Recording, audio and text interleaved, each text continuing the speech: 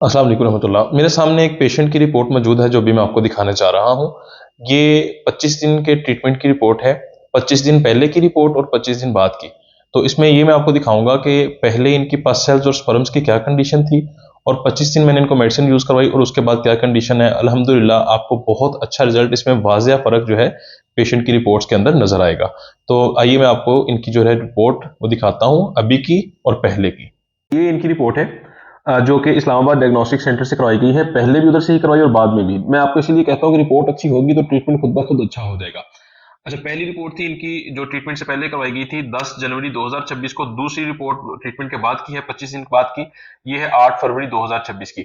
जब पहले जो इनकी इस्लामाबाद डायग्नोस्टिक सेंटर का एक तरीकाकार है कि ये जो पुरानी रिपोर्ट होती है वो भी साथ ही मेंशन करके देते हैं। पुरानी रिपोर्ट जब जो ट्रीटमेंट से पहले करवाई गई उसमें इनके टोटल स्पर्म काउंट 72 मिलियन पर एमएल था। व्हाइट ब्लड सेल पस आ रही थी थोड़ी सी 2 से 4 मिलियन, ठीक है। अच्छा, पुरानी रिपोर्ट में इनके टोटल जो एक्टिव स्पर्म थे वो 41% थे, उनमें से प्रोग्रेसिव 26% थे और उनमें से रैपिड प्रोग्रेसिव जो मैं बताता हूं कि प्रेगनेंसी के लिए सबसे लाजमी स्पर्म्स होते हैं वो रैपिड प्रोग्रेसिव होते हैं, वो सिर्फ 7% थे जो कम से कम 32% चाहिए होते हैं।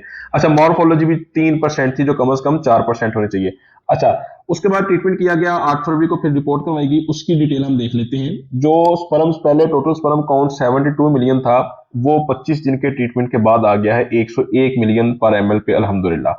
अच्छा, थोड़ी सी पस थी 2 से 4 मिलियन, तो 10 दिन की पस की मेडिसिन खिलाई गई थी तो वो पस भी तकरीबन नॉर्मल हो गई, तकरीबन नहीं बल्कि अल्हम्दुलिल्लाह नॉर्मल हो गई है। अच्छा, उसके बाद 10 दिन की मेडिसिन के बाद 15 दिन साथ स्पर्म्स की भी मेडिसिन यूज करवाई गई थी, उसके भी आप अल्हम्दुलिल्लाह रिजल्ट्स देख सकते हैं। पहले 41% थे जो मोर्टेलिटी थी, अभी वो अल्हम्दुलिल्लाह 82% पे आ गई है। पहले 26% थी, ठीक है, प्रोग्रेसिव स्पर्म्स, वो अब 64% पे आ गए हैं। और पहले जो रैपिड प्रोग्रेसिव स्पर्म्स थे वो 7% थे, वो अल्हम्दुलिल्लाह 30% पे आ गए हैं जो प्रेगनेंसी के लिए लाजमी चाहिए होती हैं। और इस रिपोर्ट के साथ 100% अल्हम्दुलिल्लाह जो है ना वो मुमकिन है कि प्रेगनेंसी हो जाएगी।